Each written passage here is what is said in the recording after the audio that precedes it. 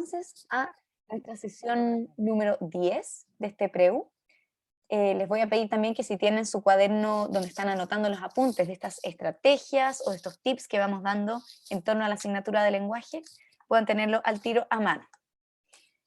Bien, para la sesión de hoy día, nuestro último día de mayo además, un frío último día de mayo, vamos a ver brevemente nuevamente qué habilidades de comprensión lectora estamos trabajando y específicamente cómo las vemos en los textos literarios. Dentro de los literarios, ¿cierto? Estamos viendo tres principales y la clase pasada nos centramos en el texto narrativo. Después vamos a revisar la guía de ejercicios que hicimos al final de la clase pasada y que quedó de tarea, pero de todas maneras, si alguien no alcanzó a hacerla completa, puede terminar de completarla a medida que la vamos revisando. Entonces, vamos a la primera parte. Si es que esto me deja avanzar, porque se me quedó pegado al computador. Ahí sí. Recordemos los tipos de texto. Hace 2 semanas atrás estuvimos centrándonos más en textos no literarios, ¿cierto? Donde nos enfocamos un poquito más en textos de medios de comunicación o textos informativos. ¿Qué es lo que me importa de este tipo de texto? Es que es más objetivo, se ajusta a la realidad, es decir, o nos informa sobre hechos que ocurrieron en la realidad, o nos está argumentando sobre una postura, sobre hechos o acontecimientos que ocurren en la vida real. Por eso decimos que tiene un lenguaje denotativo, porque nos señala o nos muestra hechos que son comprobables o que son parte de nuestro mundo, podríamos decir. Por lo mismo, categorizamos este mundo como el real y el objetivo, es decir, el que nosotros vivimos. Mientras que los textos literarios tienen una función estética, es ir más allá del hecho, es centrarse en el sentimiento, centrarse en el pensamiento, en el mundo interior, como lo puede ser la lírica, ¿cierto? Y en mundos de fantasía. Cuando hablo de fantasía o ficticio, mejor dicho, me corrijo, quiero decir que son mundos que pueden estar basados en la vida real, pero que al final vuelven a ser inventados o son una representación del mundo real, pero los personajes o la voz narrativa que se asume es ficticia. ¿Bien? Con esto nos centramos entonces en tres tipos de géneros, que son los más comunes, ¿cierto? El dramático, que tiene que ver con todo lo que son las obras de teatro, textos que están pensados para ser representados en un escenario y que por lo mismo, perdonen a mi gata que se pone muy celosa del computador, y que por lo mismo hay que leerlo como un guión. El género lírico corresponde a todo lo que es poesía, que se supone no está en la prueba PAES, pero de todas maneras lo vamos a estudiar porque estas cosas cambian mucho de un día para otro y no quiero que nos pillen desprevenidos. Y finalmente el género narrativo, que la semana pasada lo estuvimos viendo con todo el foco en el conflicto, en la trama, en el problema o la situación que se tiene que resolver o que se tiene que enfrentar. Sin un conflicto no hay historia.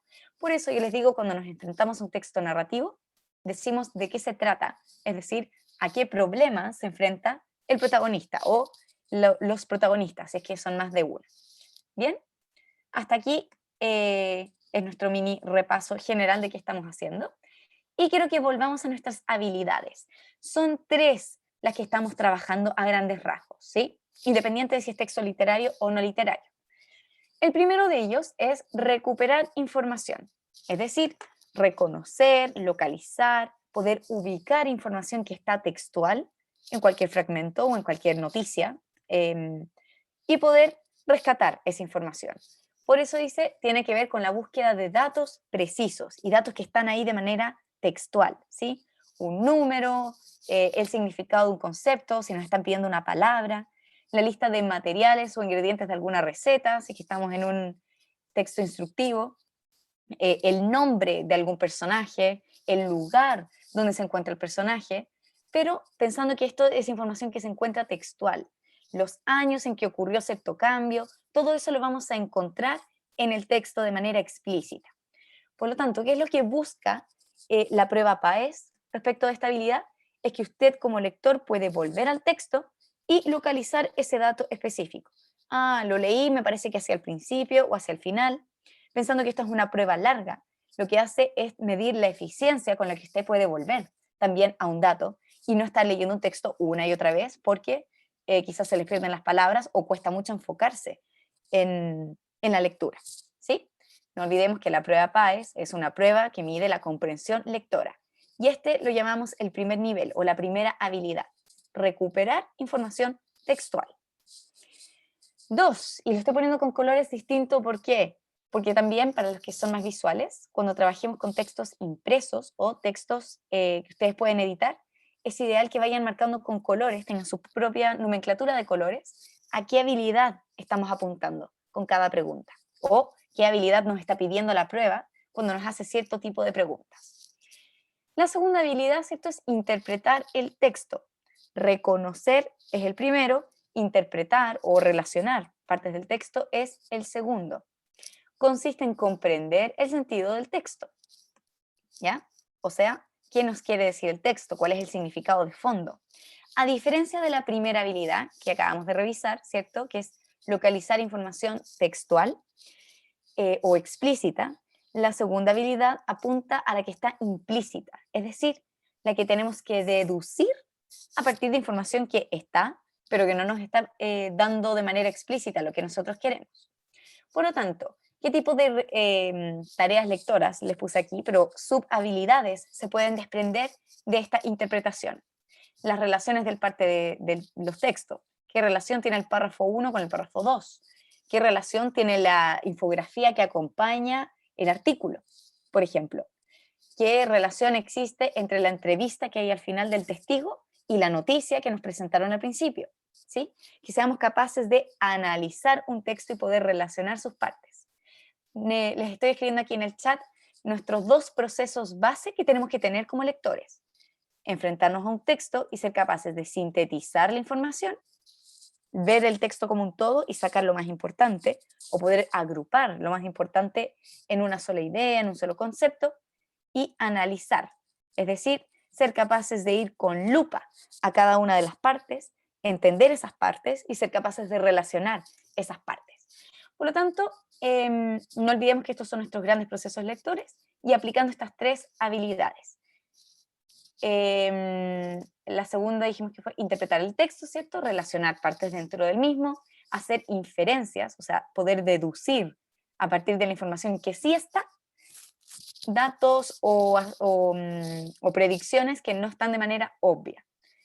Y algunas otras habilidades que podemos encontrar es secuenciar hechos, es decir, qué pasó antes y qué pasó después en un texto. Somos capaces de, como lectores, darnos cuenta de cuando nos hacen un raconto o un flashback, o cuando nos hacen un flash forward, un ir para adelante y volver, ¿sí? Desprender causas y consecuencias, perdón, que apunta a el tipo de pregunta, ¿por qué el protagonista estaba enojado? ¿Qué gatilló que la situación se fuera de las manos? ¿Sí? Cuando somos capaces de entender también por qué pasan las cosas. Todas estas habilidades caen dentro de esta competencia de interpretar un texto. Y la última habilidad, que tiene que ver con reflexionar, evaluar y valorar, es muy parecida a la anterior en el sentido de que también trabaja con el análisis de un texto, o sea, entender las distintas partes y la relación que podemos establecer entre esas distintas partes y darle un valor o evaluar el texto como un todo, ¿sí? Habíamos visto que las preguntas de evaluación o de reflexión también apuntan al mensaje final, al tema general, al título que podría llevar este texto si es que no se lo presentan, o qué otro título puede llevar este texto, ¿sí? O qué es lo que busca el autor con presentar un cuento o una fábula que tiene un mensaje al final. Tiene que ver con evaluar el texto como un todo y ser capaces de darle un valor. Y de nosotros como lectores decir cómo lo podemos vincular con nuestra vida o cómo lo podemos vincular con la historia humana. ¿Cierto? Cuando nos piden hacer referencias a hechos pasados, cuando nos piden interpretar quizás un poema o una canción y entender a qué contexto histórico se está relacionando, a la guerra, a la enfermedad. Hay canciones de pandemia, por ejemplo, en las que podemos establecer una relación incluso fuera del texto. Ya, pero vamos a ver esta habilidad desde 2 perspectivas. Reflexionar, evaluar y valorar el contenido, o sea, con la opinión del lector. Esto la prueba no lo mide tanto. Quiero que esto quede claro que se ve más en este taller, por lo menos. Se ve desde el foco de que ustedes tienen que ser lectores que no lean simplemente por leer, o no lean para cumplir con tener buena comprensión lectora, sino que ustedes a partir de una buena lectura formulen sus propias opiniones, tengan argumentos para defender ciertas posturas, tengan fundamentos también en sus gustos. ¿Por qué me gusta este tipo de libro? O por qué este tipo de libro se vincula con las películas que a mí me gusta ver, o la música que yo escucho, ¿sí? Pero también asociada con ser capaces de reconocer qué busca el autor con esto, si un texto cumple con la efectividad comunicativa, es decir, si cumple con su propósito. Una noticia bien hecha versus una mal hecha. Un poema bien escrito versus uno que es pobre, uno que ni siquiera tiene recursos, que no dice mucho. Además, obviamente, de que ustedes sean capaces de responder preguntas asociadas al contenido de un texto, que ustedes sean capaces de fundamentar sus posturas, sus opiniones, sus gustos. Quiero que les demos también este sentido al taller, ¿sí? Y por último, de la forma, que ustedes como lectores sean capaces de juzgar la manera en que se está organizando un texto. Si un cuento nos está contando la historia por partes o por distintas perspectivas. Si una noticia tiene una estructura demasiado determinada, distinta al reportaje, que puede extenderse más. Una carta al director, distinta su silueta o su forma a una columna de opinión, y que sin siquiera leerlo, solo con verlo de lejos, seamos capaces de diferenciar a qué texto corresponde cada uno. ¿Sí? Cuando hablo de contenido me refiero a qué habla el texto, y cuando hablo de la forma es cómo está estructurado ese texto. ¿Bien? A eso apunta la última habilidad, y considerémoslas como ver el texto como un todo, verlo desde afuera. Entonces, recapitulando, estuvimos viendo... Ay, se me queda pegado el computador. Ahí sí. Primero, recuperar información textual, interpretar el texto desde sus distintas partes, y después ser capaces de evaluar y reflexionar en torno a un texto como un todo, desde su contenido hasta su forma, es decir, desde lo que nos presenta del texto literario o no literario, hasta la silueta o la forma que tiene este texto, o la manera de organizar estas ideas. Hasta aquí vamos, ¿ok? Porque quiero que revisemos nuestra guía pensando en estas tres habilidades. Y adelantándonos también a qué tipo de pregunta corresponde cada una de las que vimos en el ejercicio. ¿Ya? Súper. Vamos, ok, por aquí tengo un par de respuestas en el chat. Bien, vamos entonces. Pequeño contexto antes de ir a nuestro texto. El texto que leímos corresponde a un fragmento de una novela gótica, ¿sí? La novela gótica, esto se los doy como un dato extra porque mientras más sabemos sobre un tema, mejor nos podemos enfrentar al texto, a pesar de que las preguntas apuntan a lo que el mismo texto nos presenta, ¿sí? Recordemos que la PAES no les pregunta por contenido de manera aislada, sino que siempre desde un texto, ¿ya? La novela gótica pertenece al movimiento del romanticismo, ¿sí?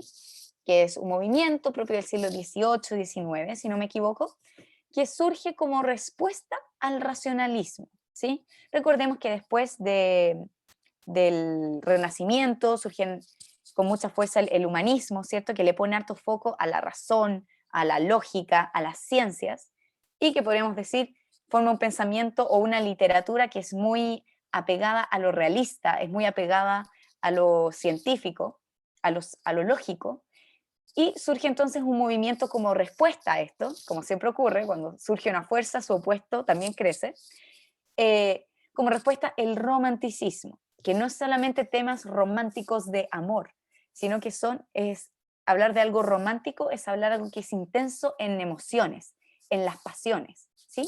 Entonces es un movimiento literario que busca tocar mucho la sensibilidad humana, mucho las emociones, de lo que trata cualquier tipo de literatura, ¿sí? Dentro del romanticismo, entonces, encontramos la novela gótica, que pensando que quiere provocar emociones fuertes, se caracteriza por presentar un mundo que presenta la ficción, como todo texto literario, con el horror. Por lo tanto, si pensamos en una novela gótica, tenemos que pensar en el negro, en la noche, en el castillo sombrío, en el bosque lleno de misterios, y más o menos ambientado en el siglo XVIII o XIX, o sea, época, si hablamos con un estándar europeo, época de carruajes, de vestidos, de estos bailes donde se mezcla la imagen vampiresca con la del demonio, con la del fantasma, ¿sí? Y en ese contexto podemos encontrar a veces el romance. Por eso se los agregué aquí. Como les decía, en estos espacios o estos escenarios lúgubres, tenebrosos, siempre de noche, o si no es de noche, que hay harta lluvia, que sea, que sea un ambiente tenebroso o sombrío, ¿sí? Con esta característica de lo que quiere provocar en el lector al final es horror o esta sensación de suspenso, de misterio. ¿Bien? ¿Por qué hicimos este mini ejercicio? Porque conocer las características de un texto o saber a qué movimiento o corriente pertenece nos permite interpretarlo mejor. Sin saber esto, ustedes también podían contestar la guía, pero quiero que vean que de repente nos puede dar algunas luces o algunas pistas cuando tenemos dudas entre alternativas, tener conciencia de los movimientos generales a los que puede pertenecer un texto. ¿Ya? Vamos entonces ahora a leer el texto juntos. En un segundo que quiero despejarme la pantalla. Ahí corrí el chat. Vamos a leer el texto en conjunto para asegurarme que también vamos entendiendo la lectura. Antes de partir, ¿quiénes aquí alcanzaron a leérselos? ¿Les gustó? Quiero saber sus apreciaciones antes de ir al contenido. ¿Les pareció entretenido? ¿O les costó entender qué estaba pasando? Si me pudieran dar un minutito para que me lo escriban en el chat, sería ideal.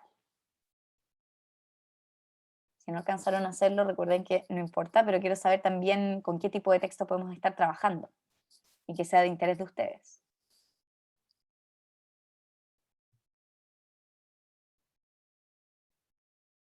Muy bien, tengo algunas respuestas.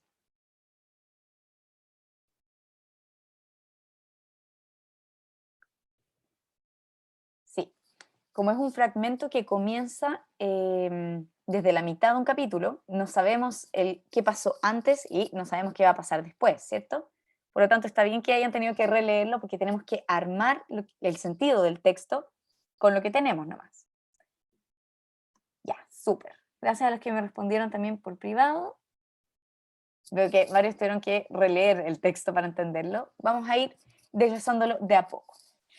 Y dice, comencé a meditar respecto a cómo podríamos sellar el ataúd con una daga frente a tantas personas y me parecía casi imposible.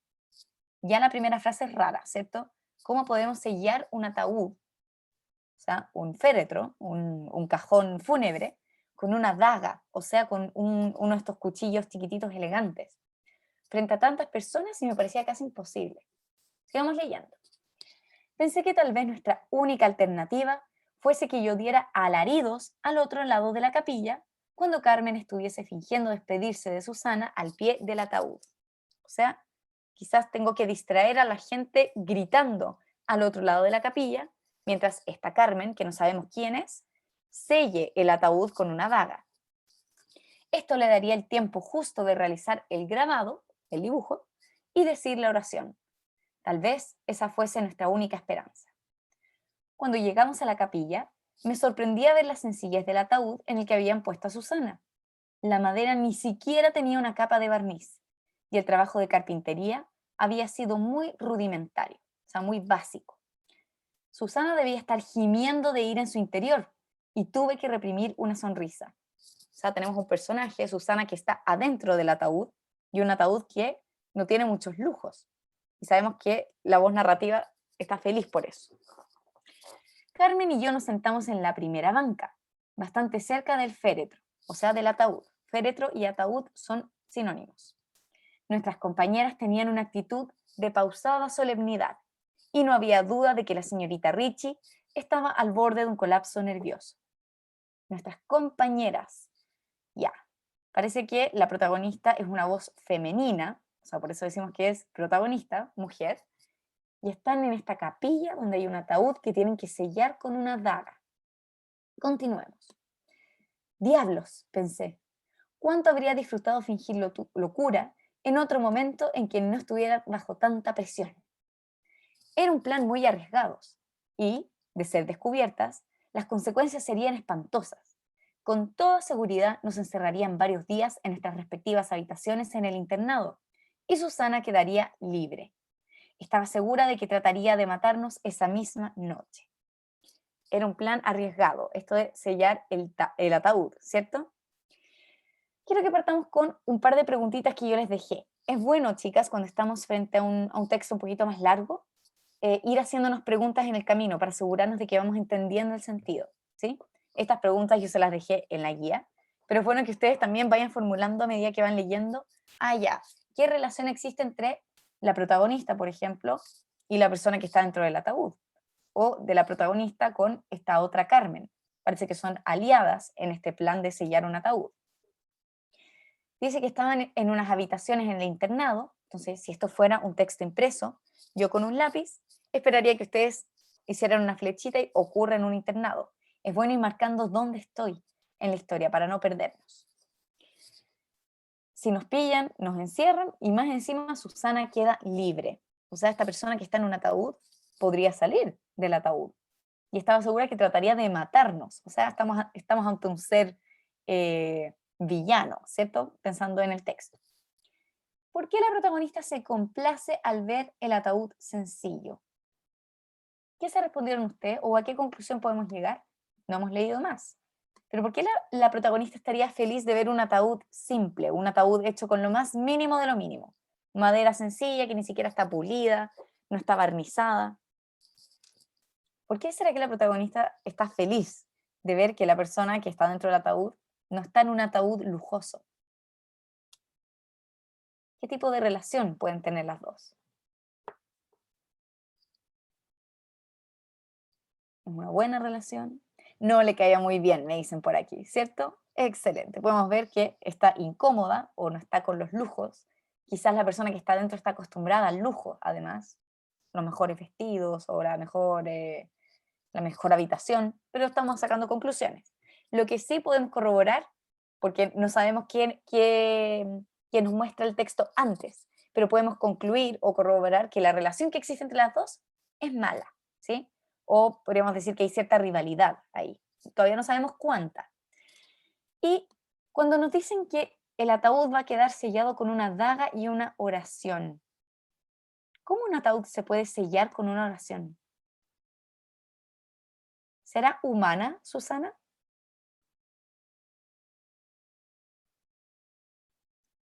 ¿A los humanos nos detiene una oración?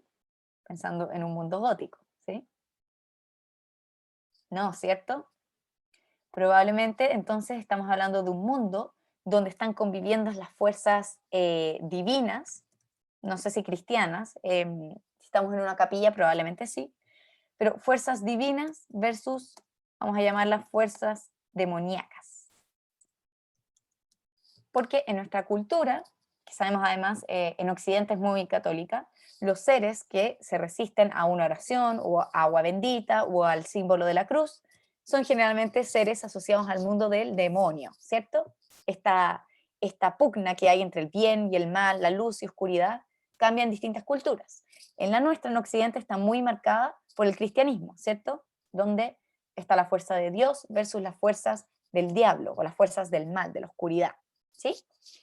Entonces, este tipo de preguntas nos sirve para entender a qué tipo de mundo nos estamos enfrentando mientras vamos leyendo. Después, la señorita Ricci no tenía las fuerzas suficientes para dar ningún discurso, así que se limitó a hacerle un gesto al capellán Molinari para que comenzara la misa y volvió a bajar la cabeza, fijando la mirada en el suelo. El capellán, chicas, sacerdote de una capilla, ¿cierto? Podemos decir es un sacerdote, un cura católico probablemente, o cristiano por lo menos, que está oficiando la misa. La señorita Ricci no sabemos quién es, pero si nos hablan de que hay compañeras, que esto es un internado, probablemente sea una profesora o la directora incluso, pero no sabemos con precisión. Sí sabemos que es un cargo un poquito más arriba, porque dijo que no le dio para decir ningún discurso. Si tú puedes decir un discurso, eres alguien con jerarquía. Vamos a dejarlo hasta ahí. Y ella no estaba con fuerzas para hablar. El capellán, en cambio, parecía estar en la gloria. Le costaba muchísimo disimular su buen humor. Y, después de pensarlo un poco, creí descubrir el porqué. Era un hombre relativamente joven y era probable que nunca hubiese tenido que celebrar una misa de defunción. Se lo veía vibrante y energizado, o sea, él estaba feliz dando oficiando, perdón, la misa. Por otro lado, el galeno había corroborado su hipótesis de la peste de rabia en la región y podía sentirse orgulloso de su aptitud para diagnosticar. No sabemos qué dijo el texto antes, pero nos dicen que el galeno, que es una forma de decir médico en la Edad Media o en la Edad Moderna, galeno igual médico, había corroborado su hipótesis de la peste de rabia. O sea, este capellán, no sabemos qué pasó antes, pero parece que diagnosticó a alguien con peste de rabia y el médico terminó de decir, sí, efectivamente era peste de rabia. Así que podía sentirse orgulloso de su aptitud para diagnosticar, ¿sí? Si tan solo hubiera sabido cuán equivocado estaba. ¿O no? ¿Sería el vampirismo una especie de peste de rabia que impulsaba a algunos seres a morder a otros? ¿Por qué siempre tenía que distraerme pensando en cosas sin importancia? Concéntrate, Martina, concéntrate, me dije. Ah, ya, la protagonista se llama Martina. Y esto lo sabemos, ¿cierto? Porque ella se dice, ¿por qué me distraigo? Concéntrate, Martina. Martina es la protagonista. Si esto fuera un texto escrito, impreso, perdón, yo esperaría que ustedes escribieran al lado nombre de la protagonista, porque este dato les puede servir después. El discurso del capellán era pomposo y chillón, o sea, lleno de chaya, probablemente muy grandilocuente.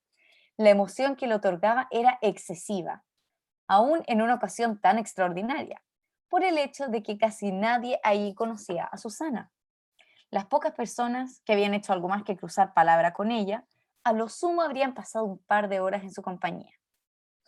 Era gracioso darme cuenta de que, de todas las personas que asistían al funeral de Susana, yo era la más allegada a ella, la más pegada o cercana a ella, y tal vez la que mejor la conocía. O sea, sabemos que ellas tienen una relación de rivalidad, pero dice, estando en su funeral me doy cuenta de todas las personas que están aquí, probablemente yo soy como la más cercana, a pesar de que no nos llevamos bien. Solo pensarlo me hizo sacudirme involuntariamente. Me estaba dando risa. No pude evitar hacer un fuerte sonido al intentar contener la carcajada que pugnaba por salir y sentí las miradas de toda la capilla sobre mí. O sea, hizo un ruido probablemente tipo como un mugido interno, ¿cierto? Y toda la capilla se dio vuelta para mirar. Tuve que fingir un estornudo, pero aún no estaba a salvo de mí misma ni de las miradas de todo Saint-Marie. Si nos dicen que era un internado, probablemente es el nombre del internado. Comencé a sudar, a temblar y me puse muy caliente. Aquí entiéndase, me puse caliente en el sentido de que se siente la sangre hervir, ¿cierto? Cuando uno se está aguantando la risa. No sé si a ustedes alguna vez les habrá pasado esto de que les dé risa en un momento en que no se pueden reír, pero como que dan más ganas todavía y el cuerpo nos traiciona, ¿cierto? Y dice, piensa en algo triste, piensa en la muerte de tu tía Verónica, me dije. Pero esto no hacía sino dificultar la penosa labor de suprimir una risotada, justo cuando estaría peor visto que la dejara escapar. O sea, esto de estar tratando de convencerse, no te rías, no te rías, me da más risa por el hecho de que no me puedo reír en este lugar. Entonces, recapitulando, estamos en un funeral y la protagonista dice, ya, tenemos que sellar el ataúd con una oración, probablemente de este ser demoníaco. Nombraron el vampirismo hace un rato, así que probablemente sea un vampiro, y no sabe cómo distraer al grupo. Y mirando al grupo se distrae, mira al capellán, piensa que el capellán está demasiado feliz por oficiar una misa, pensando que están en un funeral, es raro. Y dice, yo soy la más conocida aquí de ella. Y le empieza a dar risa y ya no puede controlar la risa. Eso es lo que está ocurriendo. Sentí lágrimas hirvientes aflorar a mis ojos. O sea, me estoy aguantando tanto la risa que empiezo a llorar. Seguía ondeando el cuerpo hacia adelante cada 3 o 4 segundos a causa del freno que me estaba imponiendo. Esto como de aguantar, aguantar, aguantar. Supe que hasta el capellán Molinari me estaba mirando fijamente porque había dejado de hablar. Yo solo podía mirar al suelo. Y allí fue cuando estallé. La presión de saber que no podía reírme por ser una ocasión de tanta seriedad fue más fuerte que yo, y mis carcajadas resonaron por toda la capilla. No podía parar. Cada vez que creía que iba a poder calmarme, empezaba de nuevo con más fuerza aún, y tuve que salir corriendo precipitadamente. O sea, ¡guajajajaja! Le di rienda suelta a la risa y tuvo que salir de la capilla. Ni siquiera en el corredor amainaba mi risa. Amainar significa disminuir, bajar la intensidad, ¿sí? Escuché movimientos dentro de la capilla y varias cabezas se asomaron para observarme. Pronto salieron un par de chicas y luego otras dos, y cuando menos lo pensé, estaba rodeada de gente fuera de la capilla, lo que solo aumentó mis deseos de reír con mucho más ímpetu. Ímpetu es con más fuerza, con más intensidad. Lloraba, me desternillaba de la risa. Debo haber reído unos 5 minutos seguidos, hasta que la señora Riddle me tomó por los hombros y me sacudió sin éxito. Ya había olvidado qué me había parecido tan gracioso. Finalmente, la señora Riddle me arrastró del brazo hasta el jardín, y como yo no paraba, siguió arrastrándome hasta llevarme a mi habitación. Sé que me gritaba y me ordenaba que me callara todo el tiempo, pero me era imposible hacerle caso. Vamos llegando al final. Cuando salió de mi habitación, dando un portazo al ver que yo no reaccionaba a las sendas bofetadas que me propinó, o sea, llegaron hasta pegarle a la protagonista, seguí riendo. Cuando logré calmarme, fue porque mi diafragma no podía más. O sea, hasta el cuerpo ya le decía, por favor, para. Tenía la sonrisa estampada en la cara. Me quedé dormida sobre la cama sin poder pensar en nada más. Qué maravilloso se sentía reír. Este fue entonces el texto. Fuimos sacando algunas conclusiones en el camino, pero lo que me importa ahora son las preguntas, ¿sí? Yo voy a proyectar las preguntas, chicas, y quiero que igual las vayamos discutiendo. A medida que vayamos avanzando en esta parte, quiero que me pongan en el chat la opción que creen que corresponde a la correcta y a qué habilidad está apuntando esta pregunta, ¿sí? ¿Qué es lo que busca la habilidad medir de mí como lector? Recordemos nuestras habilidades, ¿sí? Reconocer o recuperar información, relacionar o interpretar, y finalmente evaluar el texto como un todo. Relacionar, interpretar y evaluar. ¿Sí? Creo que estaba en las instrucciones también, tratar de asociar alguna de las habilidades que vemos en este curso, pero si no lo hizo no pasa nada, lo vemos al tiro ahora. Entonces, en base al fragmento, ¿qué tipo de relación tiene la protagonista con Susana? Porque vimos ya hicimos algunas predicciones antes, mientras estábamos leyendo. De rivalidad escolar, de indiferencia entre ellas, de enemistad o de desagrado. Quiero saber con qué alternativa ustedes sienten que se convencen más.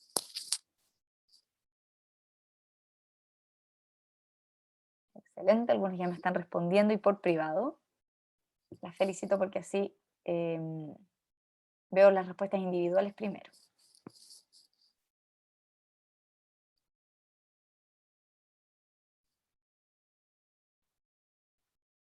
Ajá, excelente. Ya, veo que la mayoría se decanta por la C, pero algunas me pusieron que hay algunos distractores, ¿cierto? Alguien me puso, hay un poco de D, pero la C es la que gana porque contiene a la D. Ojo que las alternativas, en general, juegan con los niveles de un concepto. ¿Se acuerdan que la vez pasada hablamos de los niveles de una emoción? Es distinto estar molesto a enojado a iracundo. Son la misma emoción pero que va creciendo. Una molestia es un enojo suave. El enojo diríamos que es el punto medio y la ira es ese enojo llevado al extremo negativo, ¿cierto? Lo mismo pasa aquí. A veces las alternativas juegan con el tipo de relación y tenemos que decir qué relación gana. Nos dicen de rivalidad escolar.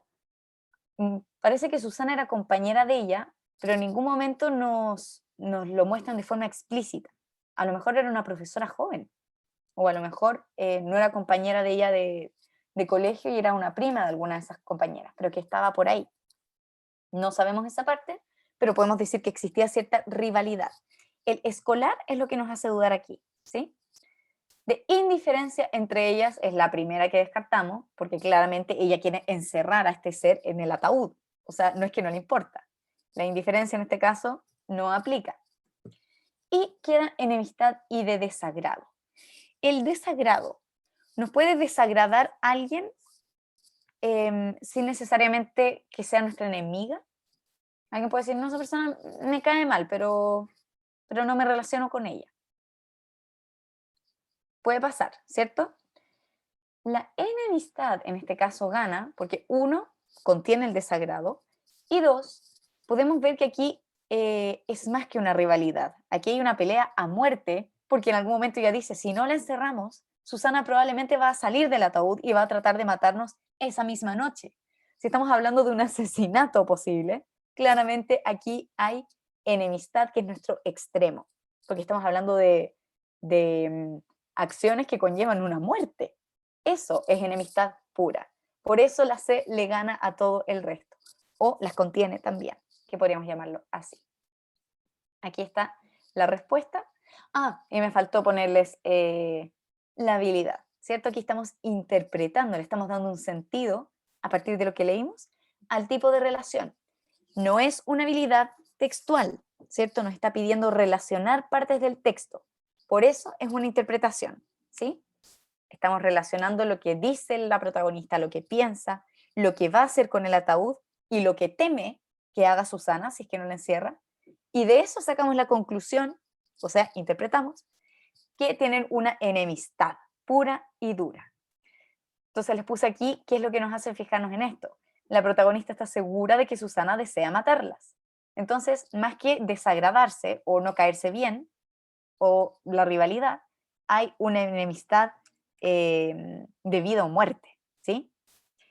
Les dejé subrayado rivalidad escolar porque, nuevamente, no sabemos si Susana era una alumna de este internado. Simplemente sabemos que estaba en este lugar, pero un internado tiene más que solo estudiantes, ¿cierto? Vamos a la siguiente.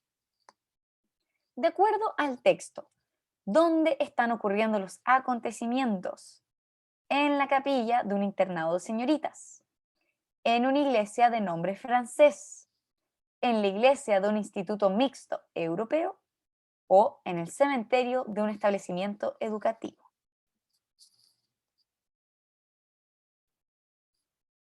Un minutito para que envíen sus respuestas.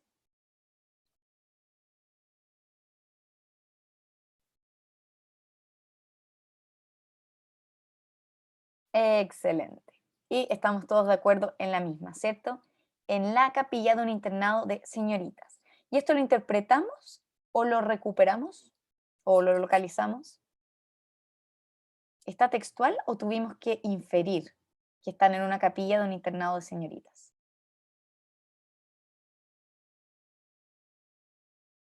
¿Está textual o no está textual?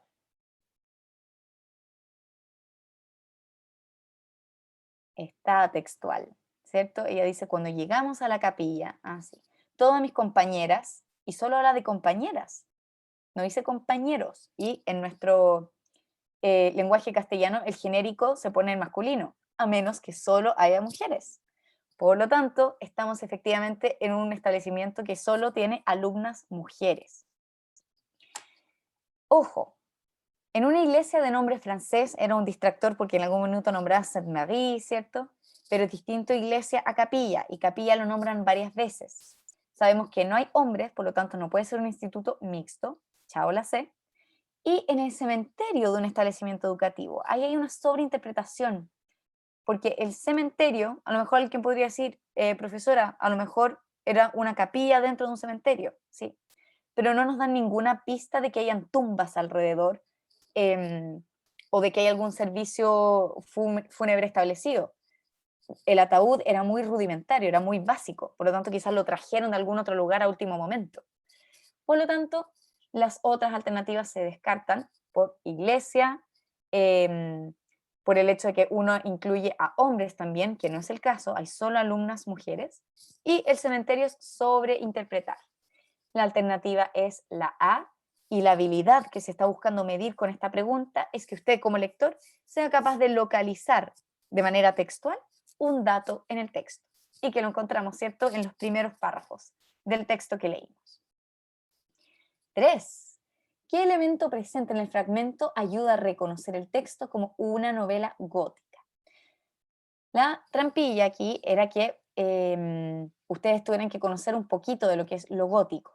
Me imagino que al leer lo gótico, se imaginaron a lo mejor la moda urbana gótica, ¿cierto? Esto de usar harto negro, de delinearse harto los ojos, de la gente que es más cerrada hacia el interior, sin haber leído esto del romanticismo que vimos. Efectivamente, algo de relación tienen en su trato con lo oscuro, ¿cierto? Pero lo que me importa es que ahora que sabemos qué es la novela gótica, a ustedes nunca se les olvide. Siempre se acuerden, ya la novela gótica trabaja mucho con el terror, pero romantizando el terror. Es decir, tomando el terror como algo que nos provoque una emoción de misterio o de miedo, pero que nos gusta en cierta manera. ¿Sí? ¿Qué elemento presente en el fragmento entonces? Uno, el hecho de que la novela está ambientada en el siglo XIX. Ustedes me podrían decir, es que, profe, yo no sabía que la novela gótica es del siglo XIX. Eso es verdad, pero en ningún momento el texto nos habla del siglo XIX. Esta pregunta apunta a ningún lugar porque en ningún momento nos dan una pista de qué año es. Por lo tanto, se descarta porque no hay datos ni para sacar información explícita, ni para inferir a partir de información que sí está explícita. Echamos la A. El título de la novela, que señala una temática vinculada al género. ¿Cómo se llamaba la novela? Vampir. Suena extremadamente parecido a vampiro, así que a lo mejor esta podría ser. C. La ambientación del relato que evoca paisajes asociados a lo lúgubre. Ya, lo lúgubre es algo que sí trata el género, pero ¿está esa ambientación en el relato? Nos hablan de una capilla, pero nos dicen que es oscura, nos dicen que es de noche, a lo mejor es plena mañana y está súper iluminado todo. Si es un instituto de señoritas, probablemente esto está ocurriendo bien temprano en la mañana. Ojo con la sobreinterpretación. Aunque estemos buscando información oculta, información implícita, nos tenemos que basar en lo que nos ofrece el texto. Si el texto nunca nos mencionó un paisaje tenebroso o un paisaje lluvioso, no nos inventemos el paisaje sin querer en la cabeza, ¿ya? Este es un distractor muy importante aquí. Y D, la predicción que se puede hacer sobre el asesinato que va a realizar el personaje de Susana. A lo mejor Susana va a matar a la protagonista o a la amiga de la protagonista, pero eso no lo sabemos. Podríamos hacerlo como una predicción posible, pero no sabemos si a la protagonista le va a resultar o no sellar el ataúd. Recordemos que ella originalmente quería distraer al grupo, no con risa, sino fingiendo locura, pero le salió esto de la risa, para que su amiga pudiera cerrar o sellar con esta oración el ataúd mientras nadie mirara. Entonces, si le dio este ataque de risa y todo el mundo salió a verla, probablemente la amiga lo logró. No lo sabemos, quizás sí, quizás no. Entonces no podemos decir si Susana logró quedar encerrada o si quedó libre para seguir asesinando. No lo sabemos. Ojo con la sobreinterpretación. Lo que sí nos da seguridad es el título. En este caso, el título le gana a la C y la D porque el título ya es comprobable. En el otro estamos sacando inferencias o sacando predicciones que a lo mejor son o a lo mejor no son, a pesar de que se asocia con esto de lo tenebroso o de lo horroroso, ¿sí? Y muy bien, y aquí la Julie agrega que los asesinatos pueden estar más allá de la novela gótica, pueden estar en novelas de misterio, en novelas policiales, por ejemplo, y no necesariamente en un mundo ficticio o en un mundo donde existen criaturas de la noche, ¿sí? Aquí el título, muy bien, Julie, aquí el título es lo que nos da el dato que no podemos discutir de que corresponde a una novela que trata temas de horror, el vampiro, ¿sí? Por eso, en este caso, es la alternativa B, por el título Vampir, sabemos que este es el texto. Y estamos aquí viendo el texto como un todo.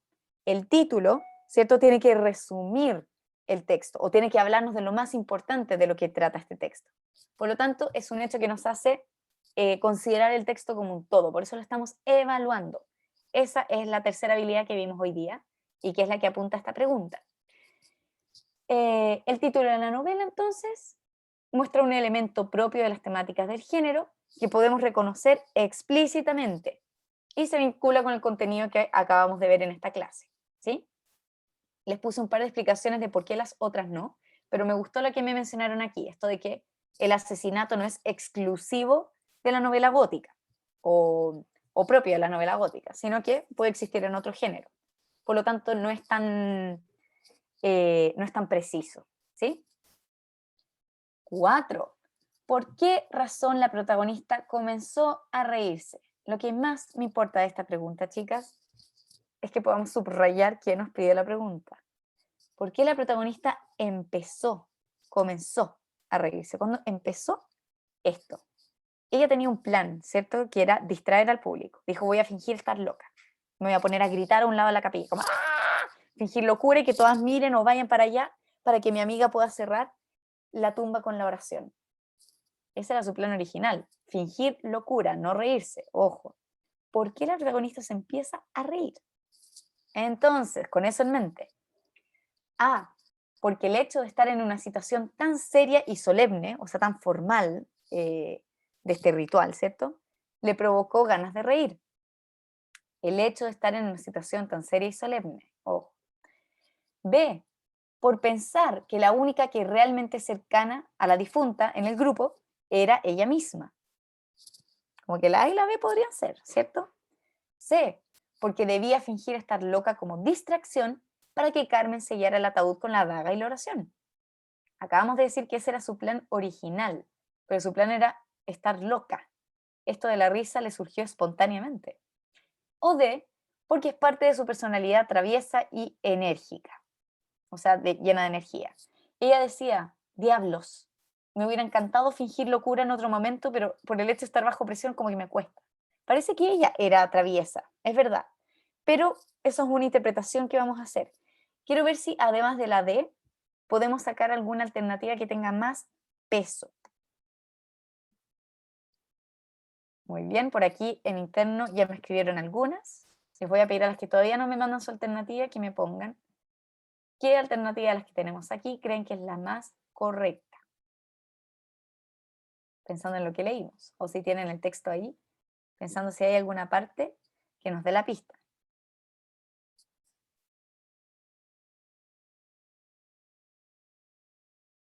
Excelente, Darling. Y muy bien, Julie. La alternativa B, ¿cierto?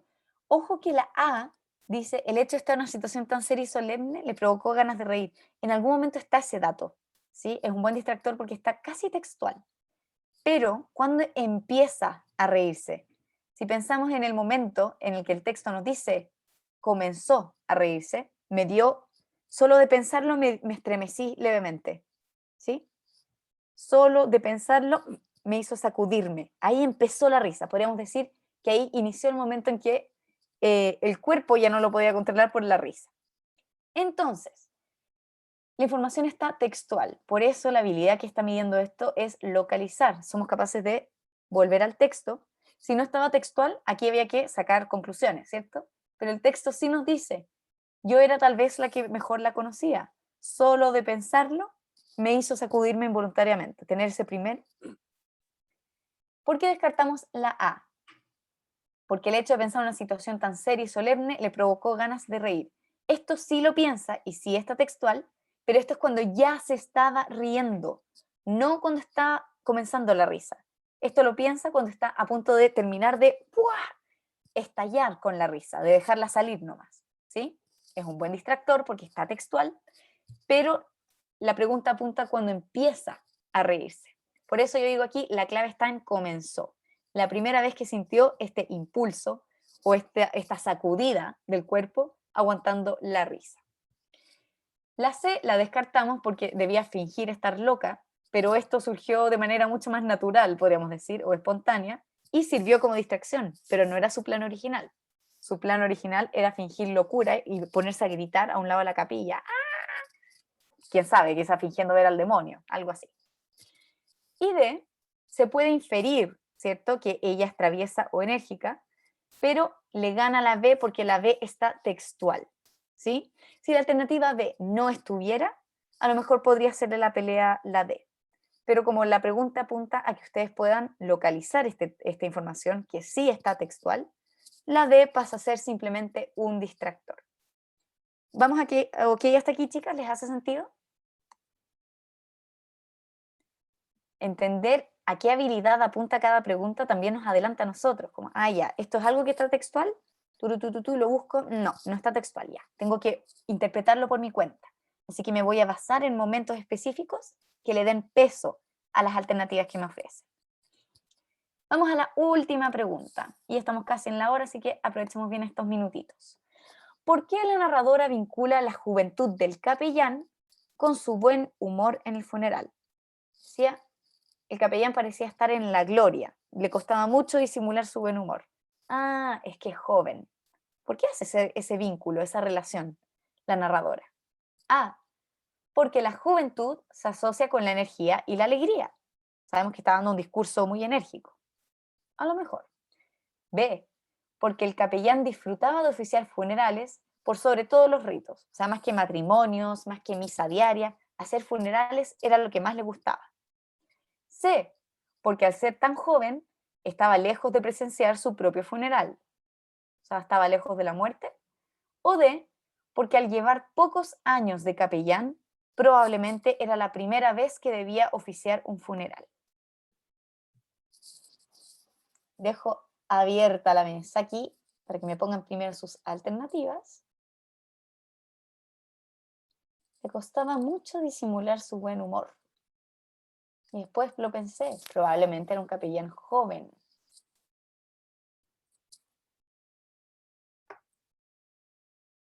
Y nunca debía haber oficiado un funeral. Excelente, estoy viendo que aquí todas me pusieron también la alternativa con un poquito de dudas, algunas, pero efectivamente es la D. Y la habilidad que se está buscando medir con esta pregunta es que ustedes interpreten esto. Al llevar pocos años de capellán, probablemente era la primera vez que debía oficiar un funeral. Ojo, las otras alternativas, la juventud se asocia con la energía y la alegría, a lo mejor tiene un punto, ¿cierto? Pero están preguntándonos por este texto. La juventud se asocia, esto como culturalmente hablando, nosotros como lectores lo sabemos, quiero que siempre trabajemos con el texto.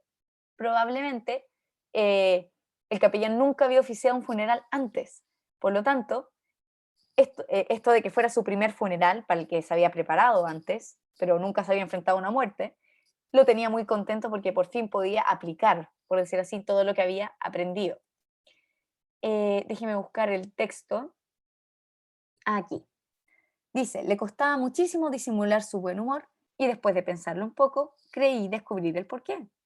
Era un hombre relativamente joven y era probable que nunca hubiese tenido que celebrar una misa de defunción.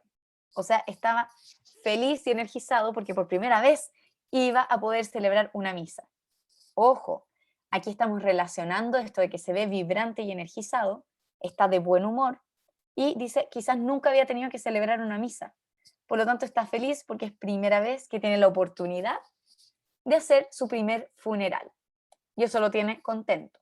No dice textual que por estar con su primer funeral se pone feliz, pero podemos relacionarlo, está casi textual, ¿sí? Por eso decimos que es una interpretación, pero es una interpretación con muy buen fundamento en la información que nos entrega el texto, ¿sí? Por eso yo digo, es casi localizar textual.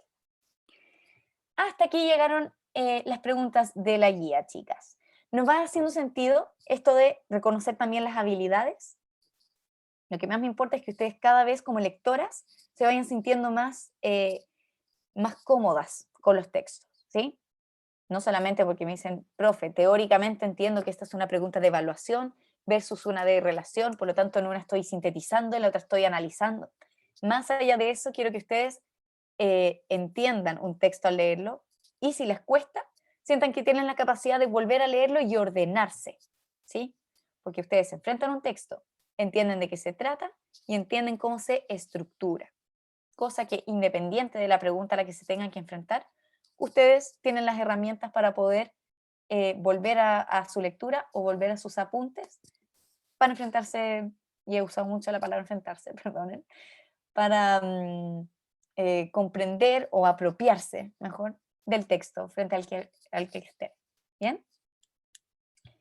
Ya, chicas, estas fueron las 3 habilidades que estuvimos viendo con texto narrativo.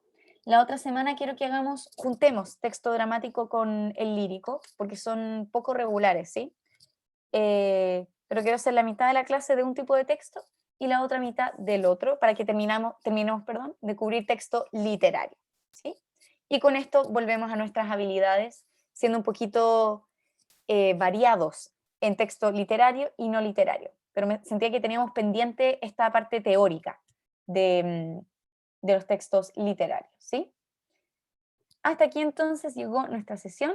Ojalá hayan tenido buenos resultados, las que pudieron hacer el ejercicio antes, y que sientan que cada vez les va saliendo más fácil esto de enfrentarse a fragmentos narrativos también, y de distintos géneros, que en este caso lo vimos desde el gótico.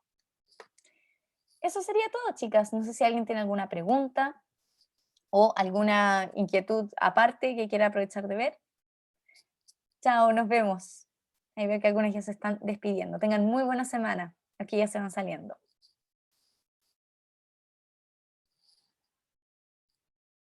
Voy a dejar de grabar porque hasta aquí llegó el contenido de hoy.